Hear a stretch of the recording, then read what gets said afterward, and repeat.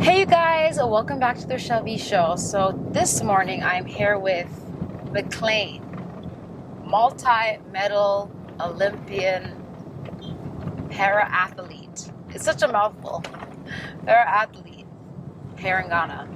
So he's also the founder or co-founder of Go Get 'Em Wheelchair Racing Club. And we did an interview a while back.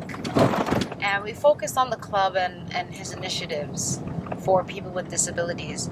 But I wanted to just talk with him about his personal life and his story a bit more. I didn't really get to show that in the last interview, so I want to just spend some time with him and give you guys a deeper insight to where he's coming from and his life story. Yeah. Welcome, Maclean. Yeah, thank you very much. So, can we just recap your story? We didn't even go into your story in detail, though. Sure. So I would say my name is Maclean, and I had my disability at the age of 9 through a wrong injection of a doctor who injected my vein, and then my 2 legs got paralyzed. And after that, life has not been easy due to the perception of people or the public about person living with disability.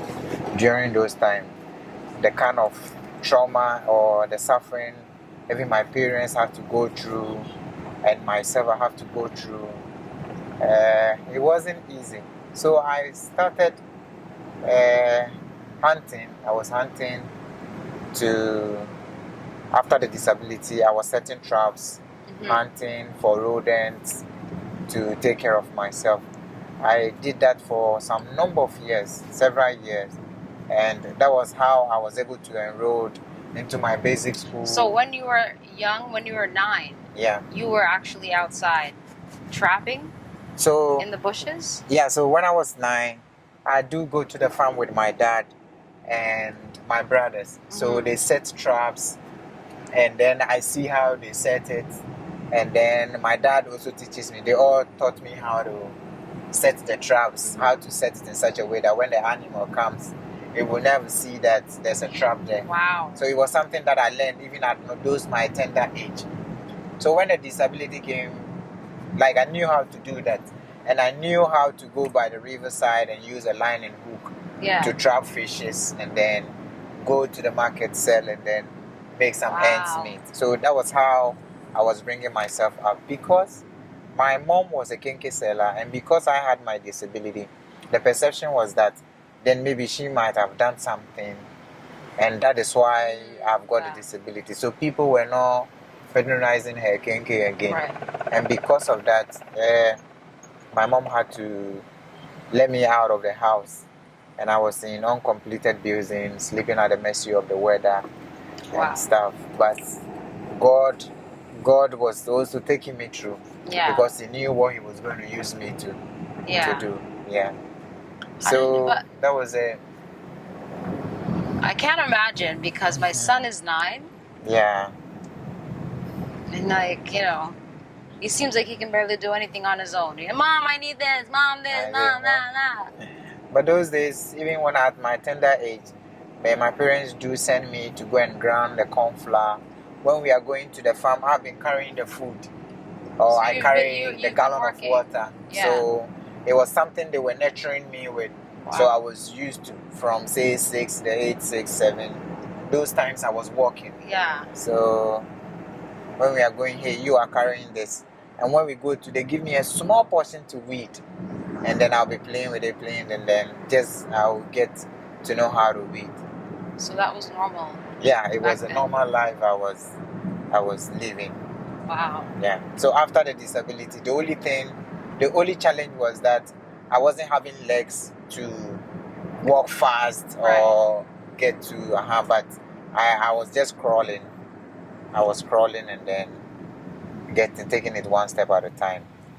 How did you feel? This is a very odd question, but sure. It wasn't easy, but I know it wasn't easy, but I'm saying, when you came home and you weren't able to use your legs after the doctor's visit. Yeah.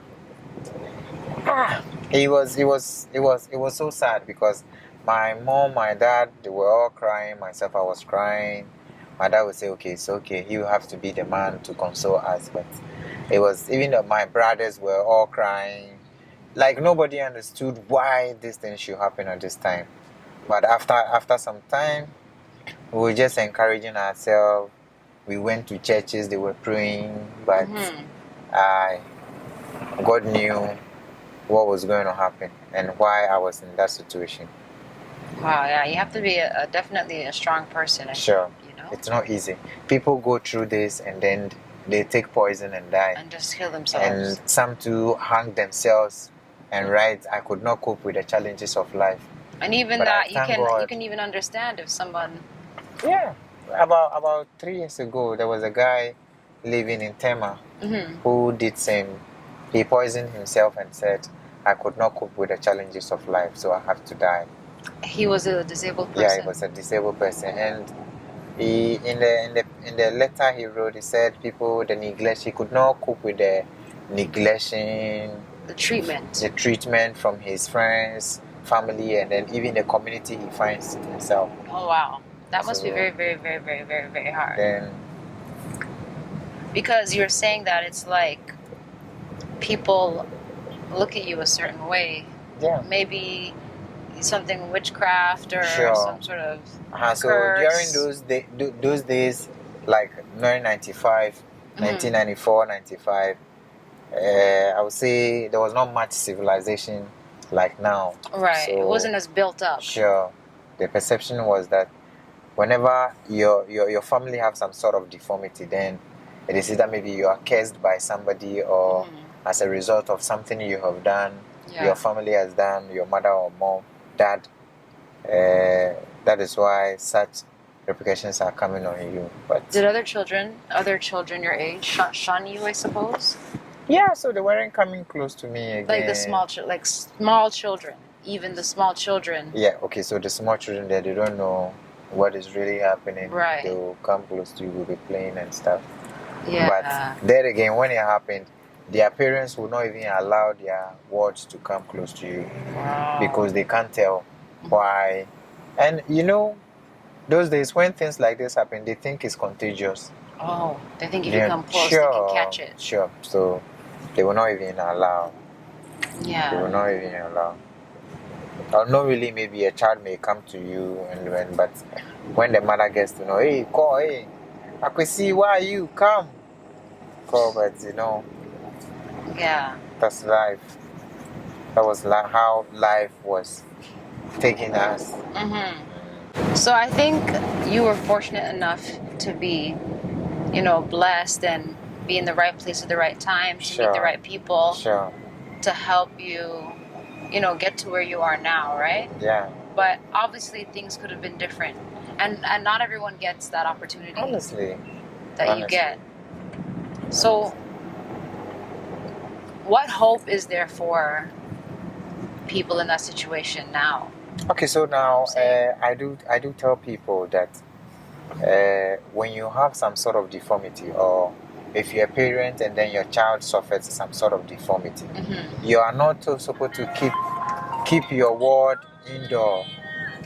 Your ward? Yeah, like your child or your daughter or something. Yeah. Don't keep them indoor, because others, when they give birth and then the child is suffering from such deformity, they keep them under the bed.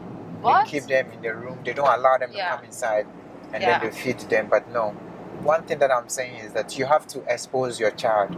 We have got so many districts. The Ghana Society of Physically Disabled now has got so many branches and associations and federations in the district.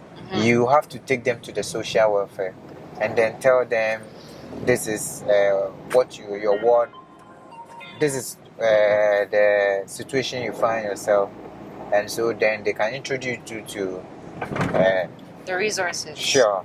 The rehabilitation centers for you to take your ward, and then there could be a way out of there. With that, your child will be like, your child's details will be taken, and in case there's a disability common fund or there are games or other stuff, they can invite you to bring your ward. so your word can be encouraged. Okay, that's better. So I was saying, now when you are able to take your child to these disability gatherings, you see a disabled child's condition which is worse than yours. Then you can encourage yourself that no matter how I am, like I'm even better than somebody. Right, So sure. intrinsically you will encourage yourself. Yeah. And that is why we are urging using the sports. And when we are talking on television and talking to some of our colleagues, we tell them that our messages we send to our parents is that when you give birth or you see a child with such deformity, don't look down upon the person. Right. But support the person, encourage the person, and you don't know what God have for that person. Yeah. Yeah. So after growing up and, as you got older, how did you support yourself? Okay, so that was why I was saying that I was hunting. I was trapping fish in the rivers, selling in the market, and I was making ends meet. And aside that too, I go to the bush to hunt, set traps, and then anytime I get my trap catch any rodent, I take it to the market to sell and then to make some little money. So that was what I was using to take care of myself. And as a matter of fact, too, some benevolent people came into my life, supported me, and with my little resource, I was able to enroll in my basic education, senior high, and then my tertiary. Oh, wow. And I'm an accountant by profession. So where was your family during this time now? When you're a bit older, maybe you're 18, 19? So they were there, but as I said, they were there, but I'm not from that rich family. My dad was trying, but we're not that. And my dad was a farmer. Right. And he also got one of his arm amputated. Oh, really? So you can imagine. Oh, really? How life was going to be for myself. And at a point in time, my mother left my dad. Wow. So he was just the one who was farming and then taking care of me. So you can imagine, it wasn't that easy. I have to show you my dad. So it was just you and your dad then? Sure. So your mom wasn't really around after a while? Sure. After my disability, my mom divorced my dad. So you can imagine, it was so tough. Oh, wow. It was so tough. But we are still trying our best. No giving up in life. Yeah. And then looking up to God and like trying to do what a man can do in life. Yeah. And hoping that man will be successful in the future. So so now you're an adult and you're on your own. Yeah. So you were trapping. I still hunt. You still hunt? Yes, even last 3 weeks. What? We went to hunting. And then I killed 2 squirrels and 1 partridge. You know that? So I'll send you that picture. Hunt? Yeah, I still hunt. Oh yes. My God. I still hunt weekends. I do that on Sundays. Why? Yeah, because it looks like something that I've done for some. It's part of me. Okay, yeah, okay. If I don't even go to bush for some time, sometimes I don't feel okay. Oh my goodness. Yeah, so unlike how you say your hobby is reading and stuff, fine, I do read, but I like to hunt. Oh, I like to wow. hunt. I like to hunt. So when you hunt, now I want to go back into my grass cutter farming. I lost it after some thieves broke in, stole a lot. Okay, yeah. And then because now I'm no more in Dodowa, I like to go back into the grass cutter farming. Okay, so you're going to get back into that. Sure. So just want to see if I have to buy some and then start up with them. But if I go to the bush too and I get some, that will be fine. I also want to add, everyone, you do both. Yeah. Driving. So now I had to get somebody's car. And because of the COVID-19, we are unable to travel outside for competitions where we can train very hard. When we perform, we get something home. Yeah. But because of the COVID, I had to just get somebody's car and then. Wow. So they fixed it up for you and they modified it. Yeah. So I got these hand controls from Right. the US, and Oh, that is cool. what I'm using to drive, Right. and then managing myself with Yeah. because I can't go begging on the street. Oh. I have said that I'm not going to do that. Yeah. But in place of that, I have to try to do something to support myself. Yeah. And that is why I'm doing this boat driving as an Uber driver, or as an Uber driver. Yeah. Oh wow. So he's gonna take me to where they have his clubhouse. Yeah. Where when the athletes are preparing for maybe a local tournament or competition, Right. we invite them from all the regions to come, and then we base ourselves there. Right. So that is the clubhouse. That's the clubhouse. We are not well financed, but at least to support ourselves, we try to get this room and then keep ourselves there, just to prove to people that we are not being lazy. We are trying to do something for ourselves, and we are trying to give back to the society, and be the voice for the voiceless. So these kids that come to the clubhouse, they're this is a part of the Go Get 'em. Sure, that is it's part of what the Go Get 'em Wheelchair Racing Club. Go Get 'em. We're trying to be mentors for those other disabled kids. Right. Yeah. Hi, we're back. Wow, so we go this Maclean. way. So right now we're going to the clubhouse you're talking about, right? Yeah, and we are using the back gate, stadium back gate to the clubhouse. Okay, It's just about say 2 minutes walk. And this is where your trainees stay? Sure, usually when they come from the 10 regions, we all keep them there. There's a female section and then a male section. Okay. That is where we keep them. Right. Yeah. Sometimes we play basketball here. And sometimes we warm up playing tennis here too. Right. But it's the place that sometimes the immigration and then the other security service have been coming to play their handball games and netball and review,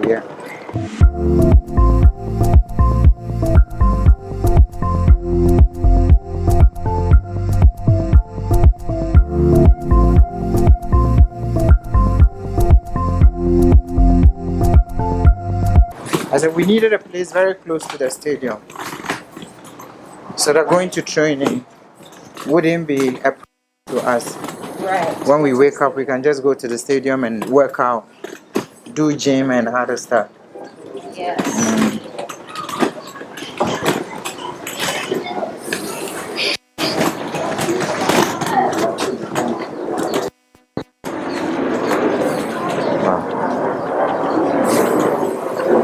So this is the place.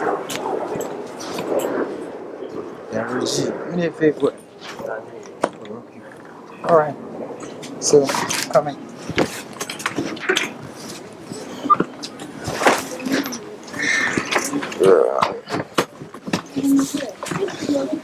Wow. Cute. Yeah. So this is the club how you can have a seat. So it's a chamber and hall. Usually when the team comes, this is where we come. Then there's another section here where we have bunk beds. So because the COVID-19? Yeah, we've broke camp a little. Okay. But we are still, the club is still putting things together. It will all depend on our financial status, whether we have enough time to let them come pay the at least transportation, their feeding, and accommodate them here. So we are now planning something. Sponsorship has been very slow, but we are hoping and praying that soon something will come up. Right. Yeah. Hello, Raphael. Hello, you're back. I'm back. Good to see you. All the training, the moving out, the going out. Yeah. Try to organize so many things. So they're back finally. That's it. Okay. So I remember when I was in school, and you know, this basic school, we used to sit two. Yeah. It got to a time, any desk that I will sit on, nobody wants to sit with me. Because my means of walking was crawling. And after... So wait, you didn't have a wheelchair at this No, point? those times I wasn't having a wheelchair. So any dress that I wore, it was so dirty. It was so dirty because I was crawling on the ground to the classrooms Wow. and stuff. And no one wanted to sit with me like this. But even Wow. aside that, I was brilliant in class. Yeah. And so... So did your teachers treat you fairly? Your teachers? Yeah. Were they fair to you? Yeah, they were fair. Okay. And then they were always... One thing I would say is that my teachers were always encouraging me. Yeah. Because in spite of my disability, I was brilliant in class. Right. When they're doing a test, after teachers would teach and stuff, they'll call me Maclean. I want you to really learn hard and be among the top 3. Yeah. And I'll have a gift for you. And I'll learn and I'll be among the top 3, and then they will award me. So do you ever like want to pursue what you went to school for, which is accounting? Yeah, so I was having... Like now, in your time, right now. Yeah, so yes. I've got some of my colleagues who are doing accounting, HND, some are doing degree. And even though one challenge we face is that after you get your degree, getting a job is a little problem, but some are getting, and it's not been easy. So I'm saying, like, do you want to pursue getting a job in that field now yourself, right now in your life? No, now I feel I want to do the sports. Sports. And then Wow. be a coach, so I can inspire other disabled kids. I think it's a God work that I'm doing. Yeah. Not working like as a staff, but at least to use my life story and the experience I've got in life to inspire other people is the work of God that I'm doing. I feel I want to be in that job. I want to be in that field. Yeah. I want to see a disabled child who is so rejected in his family, rejected in his community, and then I can go to him, say, hi, you can make it, there is hope. And change his life. Yes, there is hope. Don't give so up. Wonderful. I want to encourage those people. See somebody who is going through one challenge in life, and then I will use my story to encourage that person. And then the person can stand and say that, I can make it through the inspiration from Maclean. So you were fortunate enough to have your father. Yeah. But in some communities, do the parents completely abandon their children? Sure. Completely. So when you go to the orthopedic training center at Nsawam, that is where they have a lot of disabled kids, abandoned disabled kids. Abandoned. So you see a mother giving birth to a child and then dumping the child somewhere because the child has some sort of deformity. Right. Then they take the child to the orthopedic training center. Oh. So when you go, there's a picture, I'll send you a picture to called Zachariah. Yeah. The mother dumped her. How old is she now? Yeah, Zachariah will be 12 years now. 12 years old. Yes, but when I met him, he was 9. When I met him and then started mentoring him, Zachariah was 9. Yeah. So what was his disability? So they had an accident and then they had to amputate his 2 legs. Mm-hmm. So he's a double amputee. But now the orthopedic training center is really taking care of that child. And his parents abandoned him? Yes. And left him there? Yes. Oh, wow. That's something. Yeah. Yeah. We're home. Thank you so much, Maclean, for spending the entire day with me. Yeah, thank you too for your time with me. I really appreciate it. Oh, thank you. And we actually got the kids from school as well. Sure. So it's been a whole day. Nice meeting your kids too. Yeah, thank you. So guys, this is the end of our journey. And I want to remind you guys, I have a GoFundMe for Go Get Him Wheelchair Racing Club. Yeah. That Raphael and Maclean have started for people who are also disabled. Sure. And who need a ray of hope in their lives. Sure. You know what I mean? Yeah. So be sure to click the link down below, donate to the GoFundMe, which is going to support the club, right? So even with the club, the children need transportation. When they come, their transportation in and now a paying of the rents, and then fueling the car that takes us to the stadium in and out and Yeah. other stuff. Well, this is such a impactful